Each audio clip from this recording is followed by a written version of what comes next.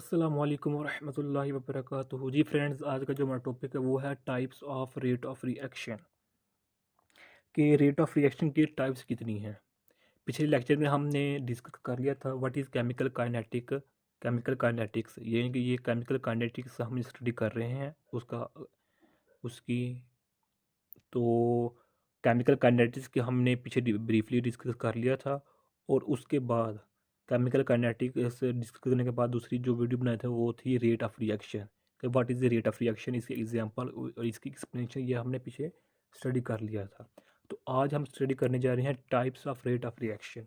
Rate of reaction को आप ROR से भी रिप्रेजेंट कर सकते हैं, इसे भी रिप्रेजेंट कर सकते हैं, यानी कि टाइप्स ऑफ ROR और रेट ऑफ रिएक्शन।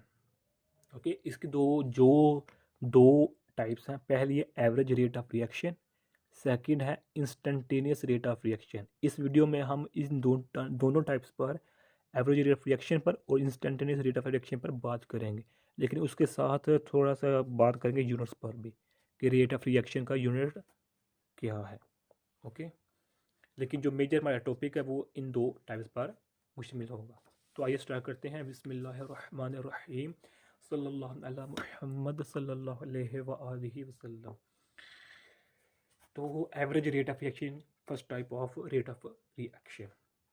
ओके, इसकी डेफिनेशन देखते हैं। It is defined as the change in concentration of a reactant, ये कुछ नहीं है, रिएक्टेंट और product divided by the time interval over which the change occurs.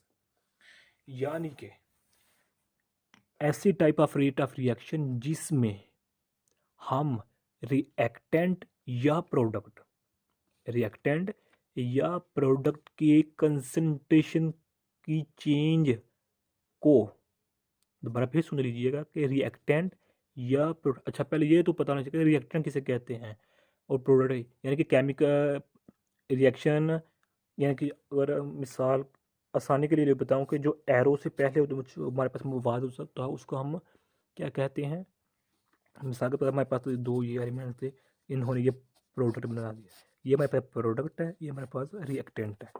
तो रिएक्टेंट या प्रोडक्ट की कंसंट्रेशन यानी कि इनकी क्वांटिटी में चेंज होने वाली चेंजिंग को जब टाइम के साथ, यानी कि किस टाइम में, उस टाइम को जिस टाइम में इन रिएक्टेंट की कंसंट्रेशन में चेंजिंग हो रही है उस टाइम को इन चेंजिंग पर डिवाइड कर दें तो हमारे पास एवरेज रेट ऑफ रिएक्शन निकल आता है। ये फार्मूला देखें, आपको लोगों को समझ आ जाएगी कि एवरेज रेट ऑफ रिएक्शन का फार्मूला है average rate is equal to delta C over delta D. ये था जनरल फार्मूला है। अब आप, मैं इधर सुना देता हूँ। फार्मूला हमारे पास delta C over delta T, ये मेरे पास फार्मूला है। अब मैं डेफिनेशन के अकॉर्डिंग चलना है हम लोगों ने, कि रिएक्टेंट या प्रोडक्ट, ये मेरे पास जो डेल्टा सी, ये डेल्टा क्या शो कर रहा है कि इस सी में चेंजिंग हो रही है, और यहाँ डेल्टा क्या शो कर रहा है कि टाइम में चेंजिंग हो रही है। अब सी हमारे पास क्या है, ये रिएक्टेंट है या हमारे पास प्रोडक्ट है। हमारे पास ये दोनों नहीं है। यहाँ बात काबिल गौर है वो यही है कि बाद स्टूडेंट्स सी को रिएक्टेंट ऑफ प्रोडक्ट कहते हैं, यानी कि रिएक्टेंट ऑफ प्रोडक्ट का जो होता है ना मल्टीपल, उसको सी कंसिडर करते हैं। ये ऐसा नहीं है, बल्कि सी यहाँ रिएक्टेंट है या प्रोडक्ट है। यहाँ देखें, रिएक्टेंट या प्रोडक्ट की कंसंट्रेशन में होने वाली चेंजिंग को जब उसके रिस्पेक्टिवली टाइम पर डिवाइड करेंगे, यानी कि टाइम पर डिवाइड करेंगे तो हमारे पास एवरेज रेट ऑफ रिएक्शन निकल आएगा।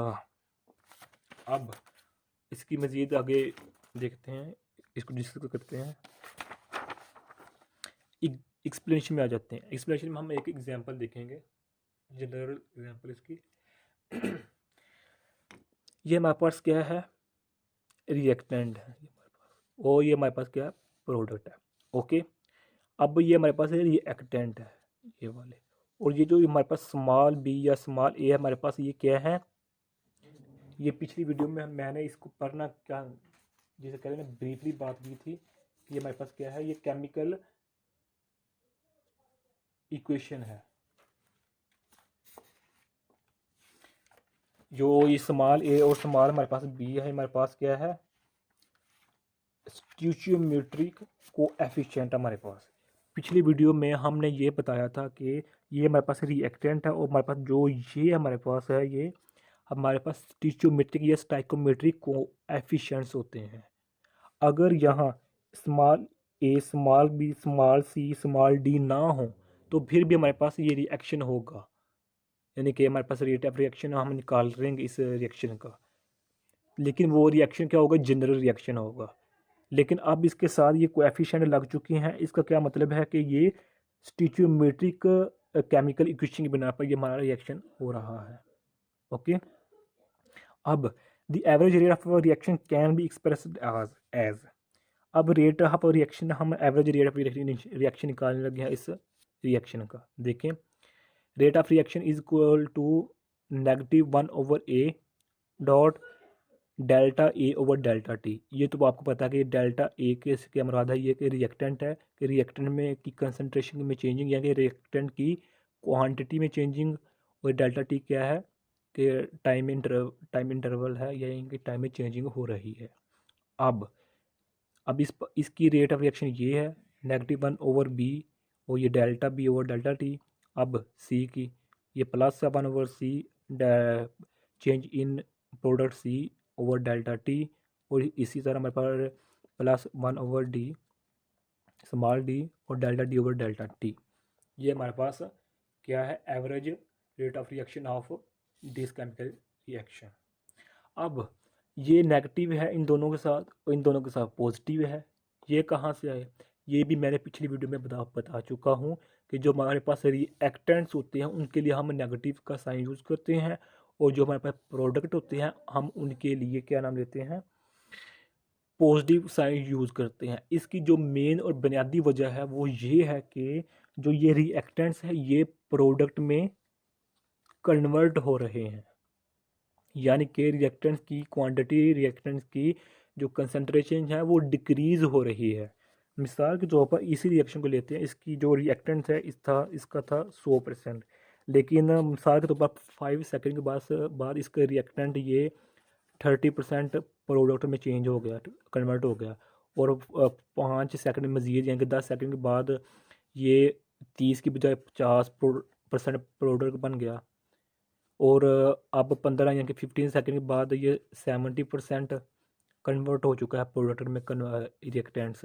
अब मज़ीद यानी कि 20 सेकंड के बाद जो ये रिएक्टेंट्स 100% ये आलमोस्ट यानी कि 95% प्रोडक्ट में कन्वर्ट हो चुका है ये रिएक्टेंट। यानी कि आहिस्ता आहिस्ता जो रिएक्टेंट्स हैं ये हमारे पास ये आहिस्ता आहिस्ता प्रोडक्ट्स में कन्वर्ट हो रहे हैं। तो यहाँ क्या हो रहा है कि जो क्वांटिटी है ऑफ रिएक्टेंट्स वो डिक्रीज़ हो रही है, और प्रोडक्ट की क्वांटिटी इंक्रीज़ हो रही है।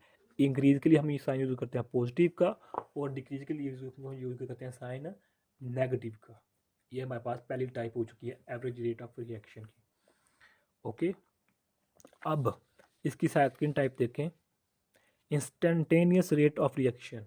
ये बहुत इंस्टेंटेनियस का लफ्ज़ आपने सुना होगा, यानी कि फिजिक्स में भी आप लोगों ने इसको डिटेल से पढ़ा होगा कि इंस्टेंटेनियस यानी कि किसी लम्हे पर, किसी मोमेंट पर, इंस्टेंटेनियस का ये मतलब होता है। ओके, तो इसकी डेफिनेशन बाकायदा तौर पर ये है कि it is the rate of reaction at specific instant, या it is the rate of reaction at a specific moment. यानी कि हमारे पास देखें ये रिएक्शन हो रहा है, अब हम चाहते हैं कि मिसाल के तौर पर ये रिएक्शन कंप्लीट होता है 10 मिनट्स में, मिसाल के तौर पर। अब हम चाहते हैं कि 7 मिनट पर हम इस रिएक्शन की क्या ना रेट ऑफ रिएक्शन निकालना चाहते हैं। तो जो 7 मिनट पर हम लोग रेट ऑफ रिएक्शन निकालेंगे उसको हम इंस्टेंटेनियस रेट ऑफ रिएक्शन कहेंगे।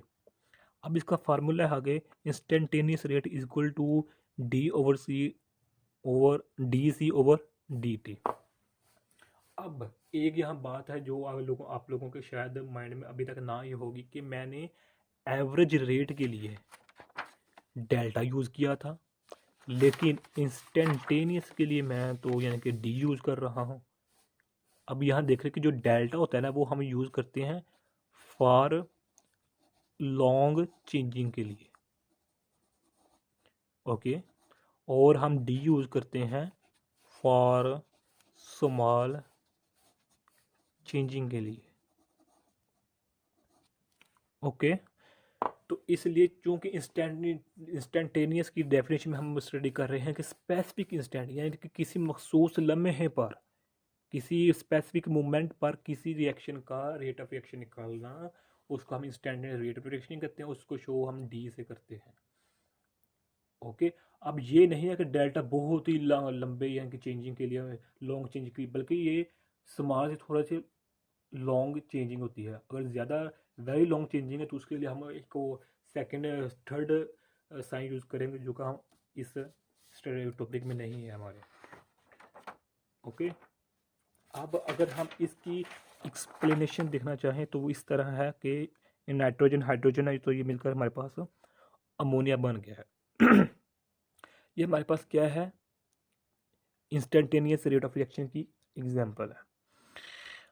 अब इसका रेट निकालना है, इंस्टेंटेनियस रेट ऑफ रिएक्शन और कैन बी एक्सप्रेस्ड एज, यहाँ इसका rate of instantaneous rate of reaction इस तरह निकालेंगे, सेम टू सेम पीछे तरह जो कि हमने पीछे स्टडी किया था, 1/1 D N 2/dt is equal to -1/3, ये वाला 3 D H over D T, and ये प्रोडक्ट इधर ये पॉजिटिव आ जाएगा, 1/2 और DNH3/dt, यानी कि डी यहाँ से यहाँ मुराद भी डी का चेंज ही है, लेकिन ये स्मॉल के लिए चेंज है। ये पॉजिटिव नेगेटिव आपने लोगों को बता दिया कि ये रिएक्टेंट्स के लिए यूज होता है, प्रोडक्ट्स के लिए पॉजिटिव या साइन शो होता है, ओके। अब हमारे पास जो आपकी इंफॉर्मेशन के लिए मैंने लिखा है कि unit of rate of reaction है क्या, कि रेट ऑफ रिएक्शन का मतलब क्या होता है, कि रेट ऑफ रिएक्शन वो होता है कि change in concentration of reactant और change in concentration of product, उसको टाइम पर डिवाइड करते हैं तो हमारे पास क्या होता है, रेट ऑफ रिएक्शन। चूँकि हम कंसंट्रेशन में चेंजिंग को देख रहे हैं, इसलिए हम कंसंट्रेशन में चेंजिंग को लिए जो हमारे पास होती है टर्म यूज होती है वो होती है मोलैरिटी, ओके।